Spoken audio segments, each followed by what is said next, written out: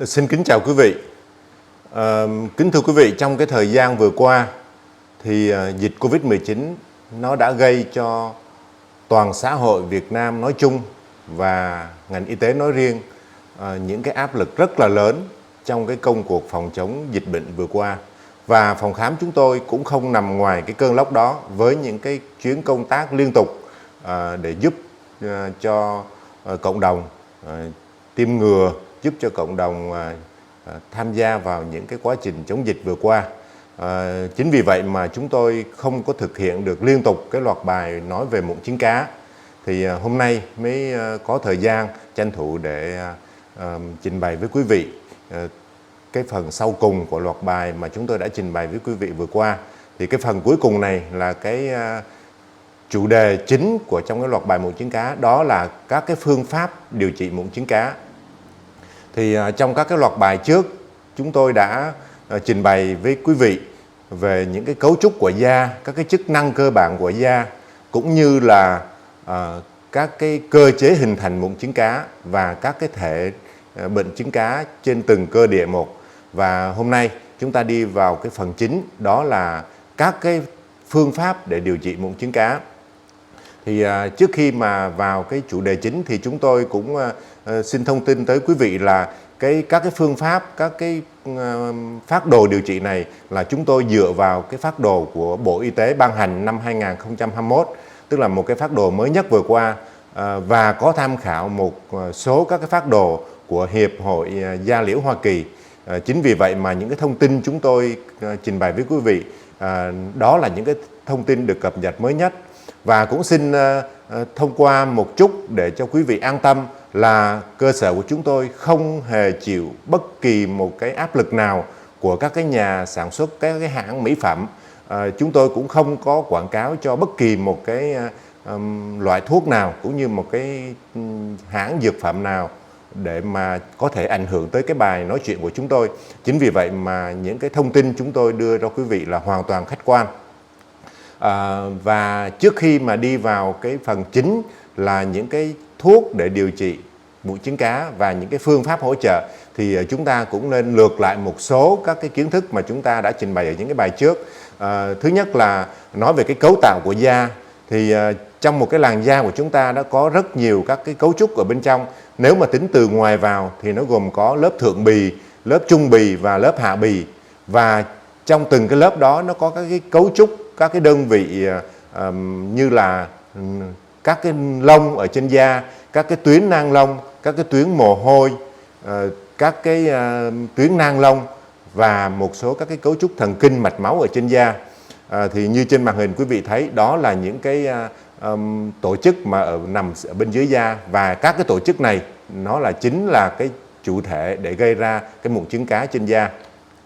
Và cái cơ chế hình thành mụn trứng cá đó thì nó dựa vào ba cái cơ chế chính. Tức là thứ nhất là nó có sự tăng sinh của các cái tuyến tiết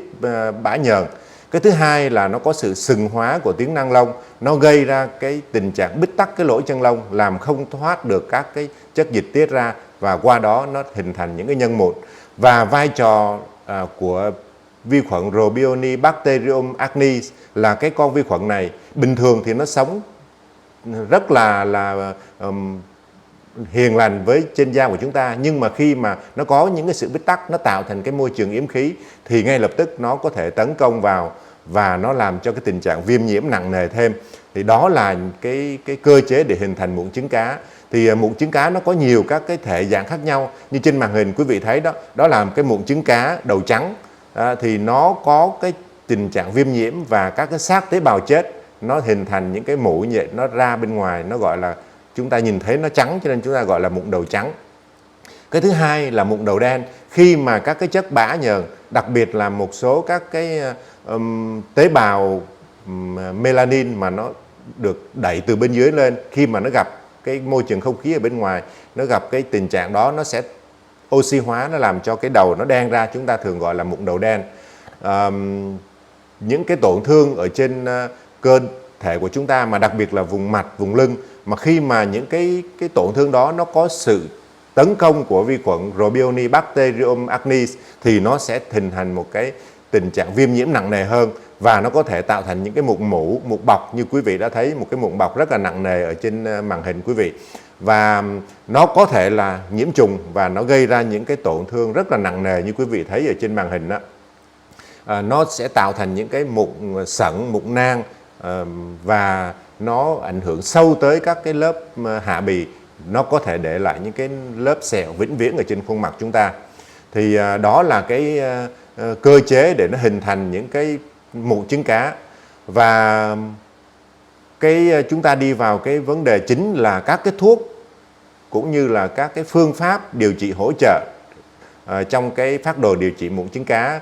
mới nhất của Bộ Y tế ban hành năm 2021, và có tham khảo một số các cái phác đồ của Hiệp hội Da liễu Hoa Kỳ. Thì ngày hôm nay chúng ta nói về các cái loại thuốc bôi ngoài, còn các cái loại thuốc uống và các cái phương pháp hỗ trợ thì chúng tôi sẽ trình bày với quý vị ở một cái video clip sau. Thì chúng ta đi vào cái phần chính là các cái loại thuốc dùng bôi ngoài. Thì cái thuốc đầu tiên mà chúng ta nói tới đó là cái nhóm thuốc có chứa cái retinoids. Thì quý vị đã biết là retinoids là một cái dẫn xuất của vitamin A. Quý vị đã nghe thấy nói về vitamin A rất nhiều phải không ạ? Vitamin A là một cái vitamin rất cần thiết cho sự phát triển của các cái niêm mạc, đặc biệt là các cái cấu tạo của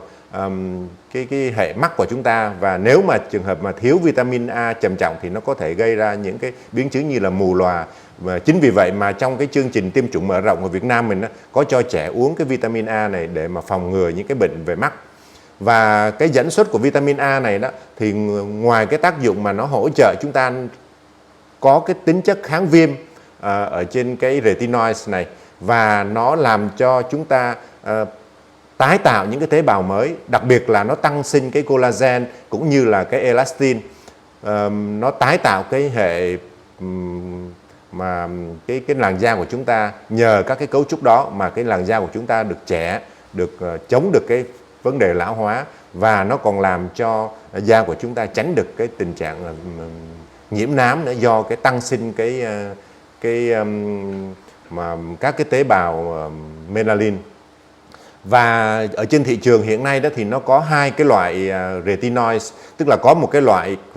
bắt buộc phải có kê đơn của bác sĩ, và một cái loại nó nhẹ hơn thì không cần kê đơn, chúng ta cũng có thể ra ngoài tiệm chúng ta mua được. Và cái thuốc, cái loại mà dùng để kê đơn thì thường là nó mạnh gấp khoảng 20 lần cái loại không kê đơn. Thì cũng mở ngoặt để cho quý vị biết là cái hệ thống y tế của Mỹ đó, người ta CDC của Hoa Kỳ, người ta quản lý rất là chặt chẽ vấn đề dược phẩm. Tất cả những loại thuốc hầu hết là đều phải có toa của bác sĩ thì chúng ta mới có thể mua được, đặc biệt là các cái loại kháng sinh. Chỉ có một số thuốc thông thường thì chúng ta mới có thể mua tự do được thôi. Còn ở Việt Nam hiện nay đó thì do cái quản lý của chúng ta cũng chưa được có sâu sát. Chính vì vậy mà chúng ta có thể là muốn mua cái loại nào chúng ta cũng có thể ra tiệm thuốc Tây chúng ta mua được, kể từ kháng sinh cho tới những cái thuốc mà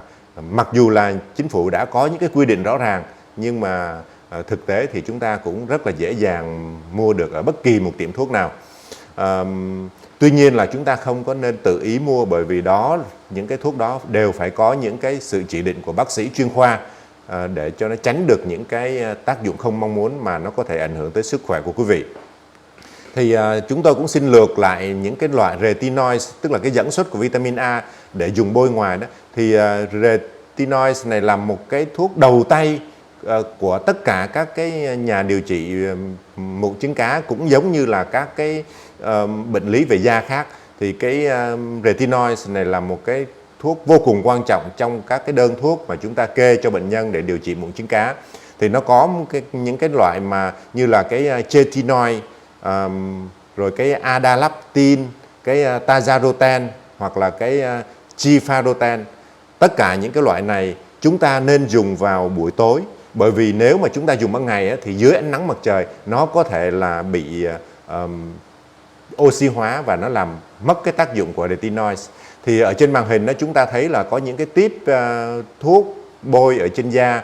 Nó có thể là chế ở dưới dạng mà thuốc mỡ cho chúng ta bôi, hoặc là những cái nó chế thành những cái loại mà như là kem hoặc là lotion cho chúng ta sử dụng hàng ngày. Và nó có nhiều các cái nồng độ khác nhau. Ở trên màn hình của quý vị đó là có cái retin A, nó cái hàm lượng rất nhẹ thôi, 0,025%, và nó có những cái loại mà 0,1, thậm chí có những loại 5-10%. Thì tùy theo cái mức độ viêm nhiễm, cái mức độ tổn thương của mụn trứng cá đối với da của quý vị mà bác sĩ sẽ cho chúng ta sử dụng những cái liều lượng thích hợp. Cái nhóm thuốc thứ hai dùng bôi ngoài đó là benzoyl peroxide. Cái thuốc này đó là bản chất của nó làm giảm được các cái axit béo tự do ở trên da. Chính vì vậy mà nó làm cho chúng ta bớt được cái sự tiết bã nhờn của các cái tuyến bã, nó làm giảm cái nhân mụn đi. Đó là một cái trong những cái tác dụng mà rất là hữu ích của benzoyl peroxide đối với mụn trứng cá. Và benzoyl peroxide là một cái thuốc kháng khuẩn, cho nên là nó tác dụng rất tốt ở trên cái vi khuẩn Robionibacterium acnes. Và cái tác dụng này đó nó còn làm cho cái bong chóc các cái lớp sừng ở trên da chúng ta, giúp cho da chúng ta mềm mại hơn, và qua đó những cái mỹ phẩm chúng ta dùng nó có thể thấm sâu vào trong da, nó phát huy cái tác dụng tối ưu nhất của các cái loại mỹ phẩm. Và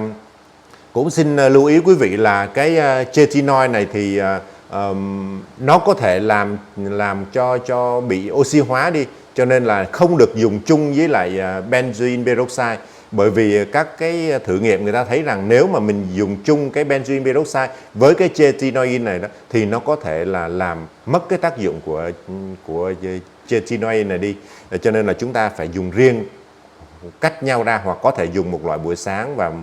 dùng vào một loại buổi chiều để tránh cái sự xung khắc của hai cái loại thuốc này. Trên màn hình quý vị là một cái tiếp benzoyl peroxide, nó 5%, và nó có nhiều loại 5, 10%, 20%, thì cũng như là các cái loại thuốc trước, tùy theo vào cái sự tổn thương, cái mức độ nặng nhẹ của bệnh mà bác sĩ sẽ cho quý vị những cái hàm lượng thích hợp.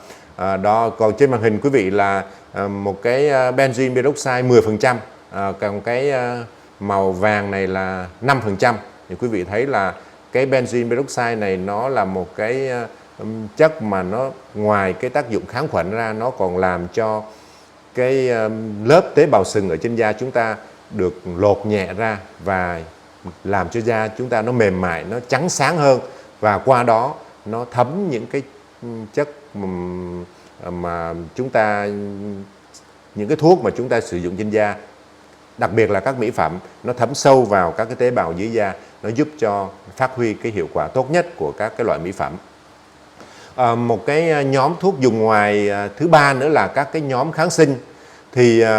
các cái nhóm kháng sinh này chủ yếu là để diệt cái con vi khuẩn Robionibacterium acnes. Kể đến hai cái loại kháng sinh mà quan trọng nhất trong cái phác đồ hiện nay, đó là erythromycin 3% và cái clindamycin 1%. Đó là hai cái kháng sinh quan trọng để mà chúng ta sử dụng vào trong cái phác đồ điều trị mụn trứng cá có sự viêm nhiễm và ngăn ngừa được cái vi khuẩn Robionibacterium acnes. Và một cái thuốc nữa trên màn hình quý vị thấy là benzoyl peroxide, như tôi nói hồi nãy, ngoài cái tác dụng mà nó làm lột nhẹ cái lớp tế bào sừng đi, nó còn là một cái chất kháng khuẩn rất là hữu hiệu. Chính vì vậy mà các cái nhà dược học lâm sàng người ta phối hợp các cái loại thuốc kháng sinh với benzoyl peroxide để tránh giảm cái tình trạng đề kháng vi khuẩn đối với lại thuốc. Cho nên là chúng ta không có nên dùng đơn chất một cái loại nào, mà thường là các cái nhà sản xuất người ta thường phối hợp từ 2 tới 3 loại kháng sinh để mà phát huy tối đa cái hiệu quả của kháng sinh và giảm thiểu được tối đa cái sự đề kháng của vi khuẩn đối với thuốc. Thì các cái phối hợp mà thuốc kháng sinh trong một cái chế phẩm đó thì thường là người ta phối hợp một cái tiền chất vitamin A là một cái retinoid với một cái benzoyl peroxide. Đó cũng là một cách phối hợp. Cách phối hợp thứ hai là benzoyl peroxide và kháng sinh bôi ở bên ngoài. Một cái cách phối hợp thứ ba là retinoid, benzoyl peroxide và một cái kháng sinh bôi. Thì quý vị thấy là 3 cái cách phối hợp ở trên màn hình, quý vị thấy là dù cách phối hợp nào thì cũng phải có benzoyl peroxide, bởi vì nó là một cái chất, ngoài cái chất kháng khuẩn ra, nó còn làm cho các cái lớp sừng ở trên da chúng ta được lột nhẹ ra một lớp mỏng đó, và làm cho da chúng ta sáng hơn, da chúng ta mềm mại hơn, và đặc biệt là giúp cho các cái mỹ phẩm cũng như các cái thuốc chúng ta sử dụng hàng ngày nó thấm sâu xuống các lớp tế bào ở dưới. Chính vì vậy mà dù cách phối hợp nào thì chúng ta cũng đều phải có cái benzoyl peroxide. Thì trên màn hình của quý vị là cái Cleansit thì nó có một cái chất là Adapalan, cái đó cũng là một tiền chất của retinoids, nó là vitamin A, tiền chất vitamin A, và cái Clindamycin. Nhưng mà trong cái chế phẩm Cleansit này thì nó lại không có cái benzoyl peroxide. Nếu mà quý vị sử dụng cái Cleansit này, cái biệt dược Cleansit này, thì quý vị phải cho người bệnh mua thêm một cái tiếp benzoyl peroxide để sử dụng thêm cho nó đúng với lại cái sự kết hợp thuốc, đạt được những cái hiệu quả tối ưu nhất. Còn trên màn hình quý vị là một cái kháng sinh đơn chất là erythrogen. Nếu mà sử dụng cái ery không đó, thì không có đúng với cái khuyến cáo của các cái nhà lâm sàng, cũng như là không có đúng với cái khuyến cáo của Bộ Y tế. Cho nên chúng ta khuyên là không nên dùng những cái loại thuốc mà dùng chỉ có một chất thôi, gọi là đơn chất. Ở trên màn hình chúng ta có một cái loại kháng sinh nữa là clindamycin phosphate, nó chế theo cái là dạng gen để bôi, nó 1%. Cái này cũng không có dùng được